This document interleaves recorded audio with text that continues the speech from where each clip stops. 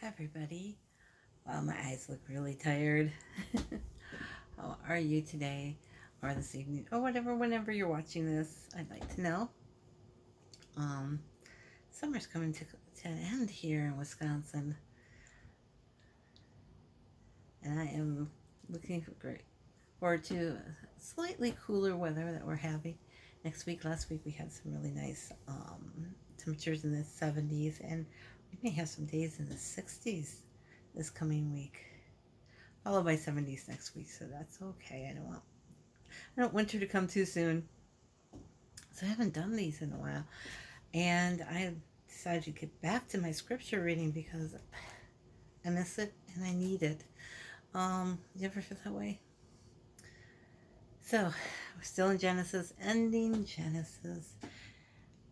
So many stories in Genesis. You know, you've got Adam and Eve, you've got Noah, you have Abraham, and Isaac, and Jacob, and Joseph, and the beginning of Israel.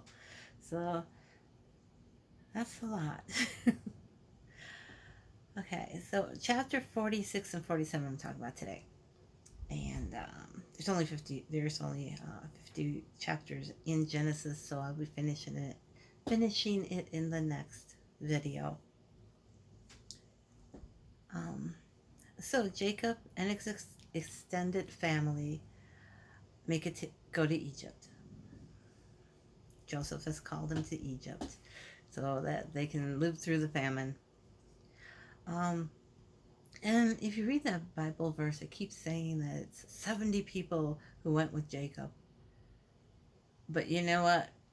I don't think they're counting everybody. I don't think they're counting the servants, the people who work for them, or all the kids, all that sort of stuff. So I have a feeling it's more than 70. But for some reason, 70 seems to be an important number. I'm not quite sure why, because it's going to pop up again in a couple of chapters.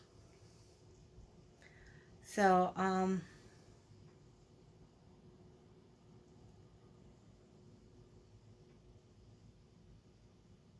so before, God was very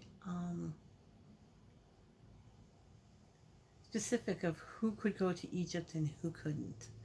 Abraham went to Egypt and stayed there for a while and came back, but Isaac could not go to Egypt.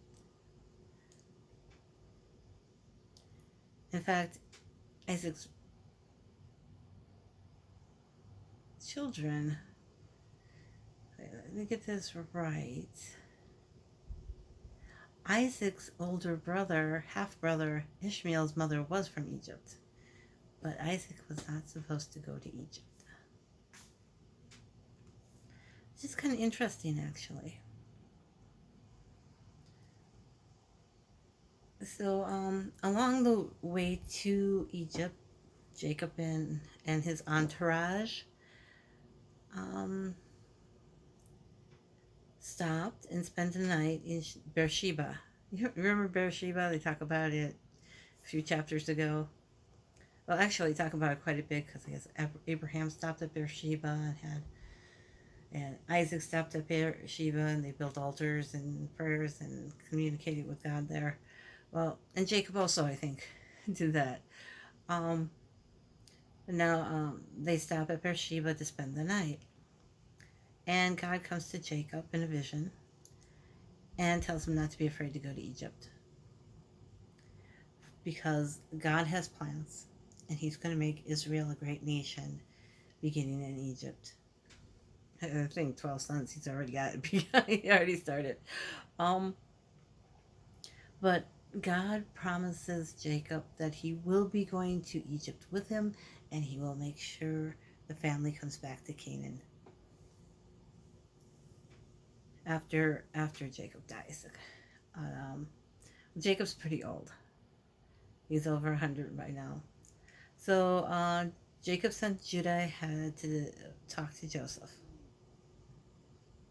And Joseph came out of Egypt, or came from where he was living, to a place called Goshen. And they met there.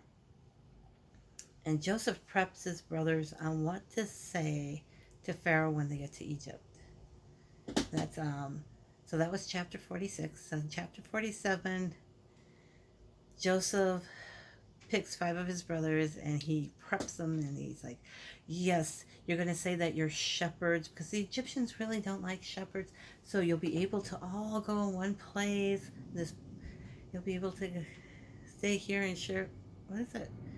Goshen. And, because it's kind of way, a little bit on the outskirts of Egypt, and the Egyptians will be fine with that. So make sure you tell them that you're shepherds. And when they get to Egypt, where Pharaoh is, Joseph presents those 5 brothers. It doesn't say which ones, but gosh, this side of my face looks funny.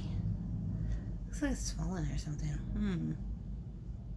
Oh, that's why he doesn't. It must be an optical illusion. Sorry. So Pharaoh asked these 5 brothers, they're like, so what do you do? And they replied, oh, we're shepherds. And just like our fathers and our ancestors before us were shepherds.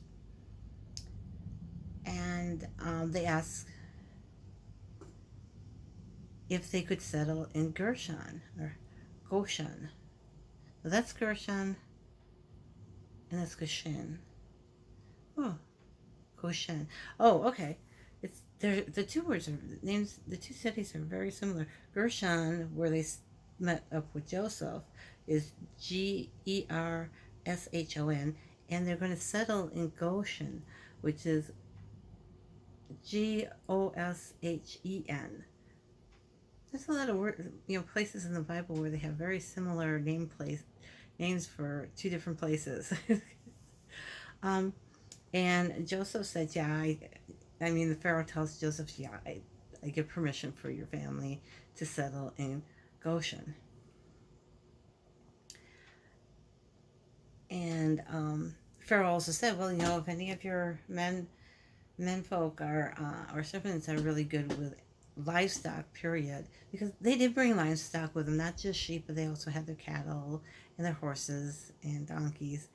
And he said, if you have anybody who's good at livestock, put them in charge of my livestock as well. In other words, Pharaoh's entrusting, because he trusts Joseph so much that he's entrusting more things, not just to Joseph, but to his family. A great sign of respect for an Egyptian to give so much power and authority to a Hebrew to a Hebrew. I don't think you can't call them Israelites yet. You can't call them Jews because Jews are just the children, the descendants of Judah, or that's where they were.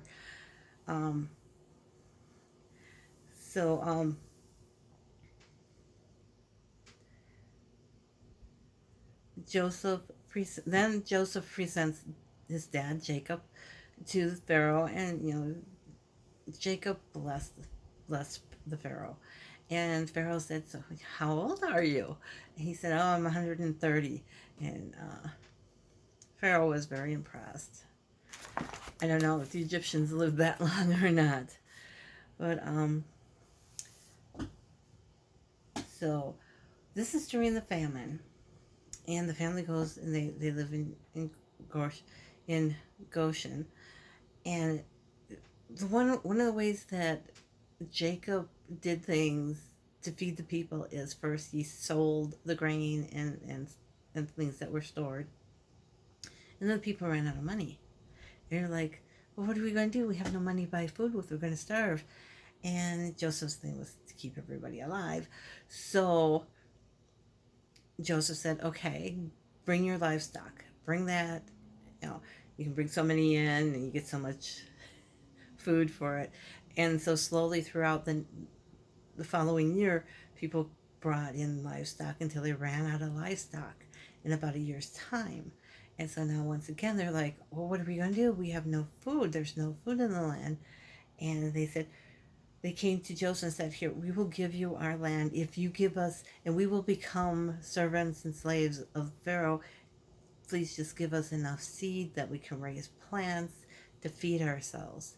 So there must have been some water. The Nile was still there, so they were able to plant and cultivate. And what they had to do in return is at harvest time, they had to give 1/5 of their harvest back to Pharaoh, where Joseph would store the, uh, the, the grain and the seed, and the rest, the other 4/5, they used to feed themselves.